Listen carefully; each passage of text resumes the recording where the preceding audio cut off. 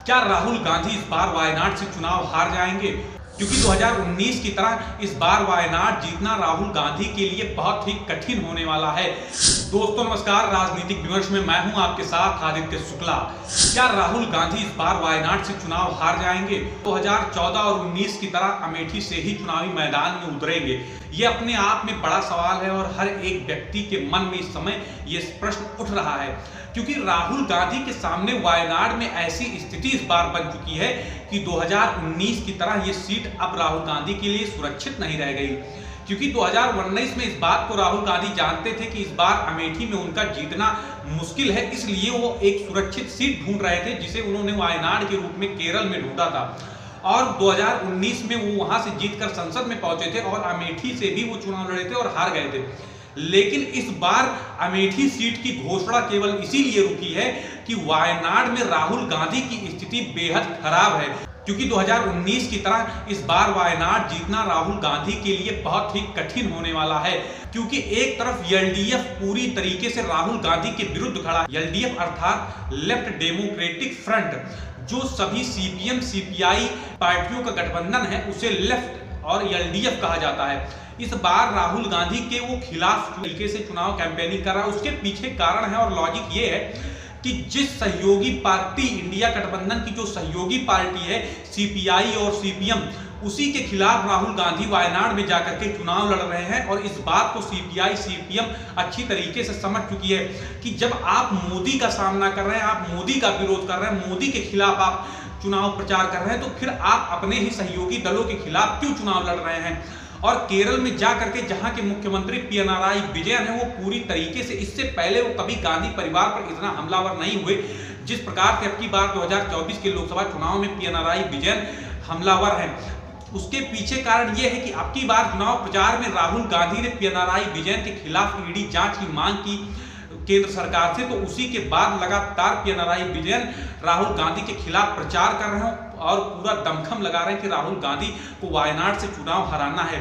चूंकि सीपीआई के नेता टी राजा की पत्नी इस बार राहुल गांधी के सामने पूरी जी तोड़ मेहनत कर रही है और पूरा दमखम लगा रही है इस बार चुनाव जीतने के लिए, तो वहीं पर भारतीय जनता पार्टी के प्रदेश अध्यक्ष केरल के सुरेंद्र कुमार उनके सामने चुनाव लड़ रहे हैं। हालांकि वायनाड सीट पर के सुरेंद्र कुमार की स्थिति काफी ठीक नहीं है, लेकिन उनके सामने जो टी राजा की पत्नी है सीपीआई नेता, उनकी स्थिति काफी मजबूत है। और इसी को देखते हुए कि मामला त्रिकोणीय है वायनाड में और राहुल गांधी के लिए इस बार जीत आसान नहीं है, इसीलिए अमेठी की सीट को रोक करके रखा गया है। अमेठी की सीट पर नॉमिनेशन की लास्ट डेट 3 मई है और 26 अप्रैल को वायनाड में चुनाव होना है। यदि वायनाड में राहुल गांधी की 26 अप्रैल को स्थिति ठीक देखी जाती है चुनावी विश्लेषकों के द्वारा और तमाम पोल्स के द्वारा, तो अमेठी सीट पर उनके नाम की घोषणा नहीं होगी। लेकिन यदि जो स्थिति इस समय बनी हुई है और राहुल गांधी को भी जो डर सता रहा है कांग्रेस पार्टी को कि इस बार वायनाड में स्थिति अच्छी नहीं होने वाली है और राहुल गांधी के लिए बहुत ज्यादा मुश्किल है त्रिकोणीय मुकाबला केरल में। क्योंकि 2019 का लोकसभा चुनाव जब राहुल गांधी लड़ने के लिए आए थे तो उनके साथ लेफ्ट पार्टी, चाहे सीपीआई सीपीएम हो या फिर एसडीपीआई हो या फिर आईयूएमएल साथ हो।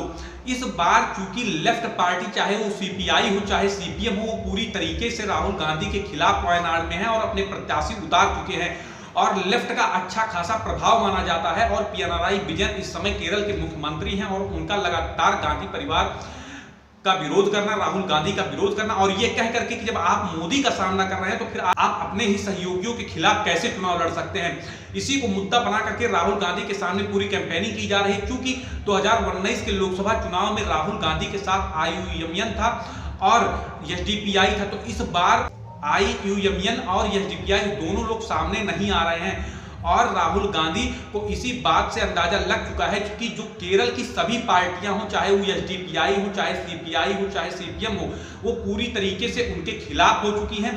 चूंकि 2019 लोकसभा चुनाव में जब उन्हें अंदाजा हुआ था कि हम चुनाव हारने वाले हैं अमेठी से, तब वो वायनाड गए थे।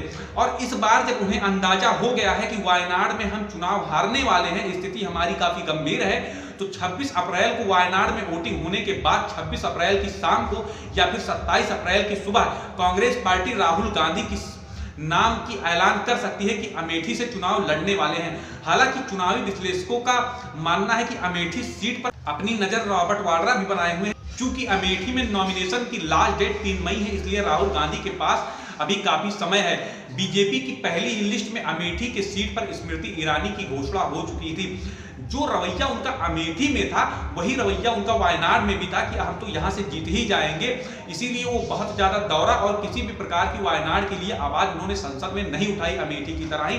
तो इस बार वायनाड की जनता भी और वायनाड के जो क्षेत्रीय दल है वो सभी लोग उनको अस्वीकार कर रहे हैं। जो गांधी परिवार का ये मानना था कि उनका इतना वर्चस्व है कि वो किसी भी सीट से जा करके नॉमिनेशन कर देंगे और चुनाव जीत जाएंगे, वो केवल अब भ्रम भर रह चुका है। जहां पर प्रदेश की सरकार है, चाहे वो कर्नाटक हो चाहे हिमाचल प्रदेश हो, राहुल गांधी वहां से भी चुनाव लड़ना सेफ महसूस नहीं करते हैं। वो इसीलिए केरल के वायनाड में जाकर के चुनाव लड़ते हैं।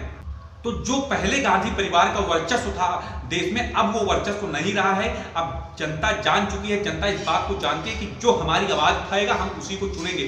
तो इस बार पूरी संभावना है कि राहुल गांधी के नाम की घोषणा 26 अप्रैल की शाम को वायनाड की वोटिंग के बाद या 27 अप्रैल की सुबह हो सकता है। क्योंकि सवाल अब यह है कि अमेठी से यदि राहुल गांधी चुनाव लड़ते हैं तो समाजवादी पार्टी और बहुजन समाज पार्टी क्या राहुल गांधी का समर्थन करेगी? क्या समाजवादी पार्टी अपने वोटरों का वोट राहुल गांधी के लिए ट्रांसफर करवा पाएगी? क्योंकि समाजवादी पार्टी का कांग्रेस से अलायंस है तो वो जाहिर सी बात है समर्थन करेगी, लेकिन क्या समाजवादी पार्टी के वोटरों का वोट राहुल गांधी की तरफ आएगा? अब सवाल यह है कि बहुजन समाज पार्टी क्या करेगी। इसी प्रकार के विश्लेषण के लिए आप हमारे चैनल राजनीतिक विमर्श को अवश्य सब्सक्राइब करें। नमस्कार।